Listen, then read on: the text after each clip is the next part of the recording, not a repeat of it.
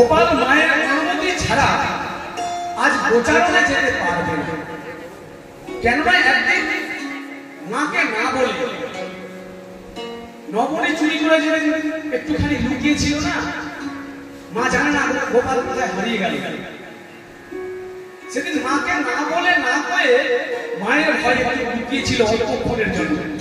আর মা সেদিন তাকে খুঁজতে খুঁজতে না পেয়ে গোপাল গোপাল গোপাল বলে কেঁদে কেঁদে যেন ধরাশায়ী হয়ে গেছে। মণিহারা পানির মতো ছটফট করেছে।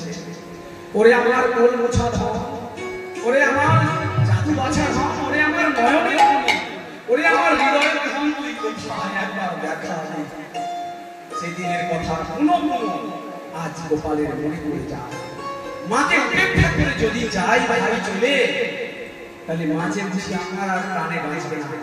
তাই তো মাকে বলে বুঝিয়ে মায়ের অনুমতি নিয়েই যেতে হবে। বহু চেষ্টা বাজত সব ওঠ বাজনা, সাজত বল বীরে, সাজত বল বীরে।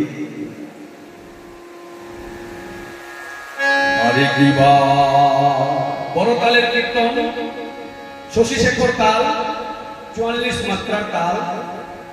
যেসব আদি কীর্তন, যেসব বড় বড় তালের কীর্তন ছাড়া পদাবলী মানায় না, পদাবলী কীর্তন হয় না।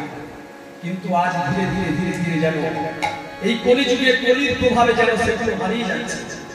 কিন্তু বড় বড় তালের কীর্তন না হলে পদাবলী হয় না। মহাজনী পদাবলী, মহাজনী তাল, শশী শেখর তাল। এই অধমের কোনো সাধ্য নেই, শক্তি নেই মা, শুধু আপনাদের চরণ আশীর্বাদ নিয়ে যৎকিঞ্চিৎ চেষ্টা করতে। ভুল ত্রুটি হয়ে যাবে নিজে বলে ক্ষমা করবেন। আরো একটা কথা না বললেই নয়, এই যে বড় বড় তালের কীর্তন কোষ দিয়ে দিয়ে যখন গাইব না, আপনারা বিচলিত হবেন না। ধৈর্য ধরে একটু কষ্ট করে হলেও বসবেন। কেননা পুরোহিত মশাই যখন মন্ত্র পাঠ করেন, বুঝেন বা না বুঝেন সকলে কিন্তু চুপ করে বসে থাকে, তাতে মঙ্গল। তাই বলি এই বড় বড় তালের কীর্তন যেখানে হোক না কেন একটু ধৈর্য ধরে শুনবেন, আপনাদের বহু বহু বহু মঙ্গল। ভগবান নিজস্ব বদলে বলেছেন এই বড় তালের কীর্তন আস্বাদন করলে নাকি সেক্ষেত্রে জপ আন্নিক যদি ভুলেও যাওয়া যায়, নাও করা হয়, তবুও তার ফল পাওয়া যায়।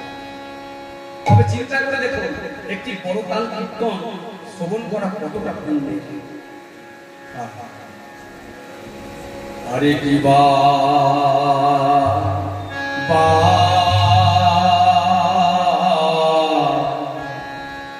জ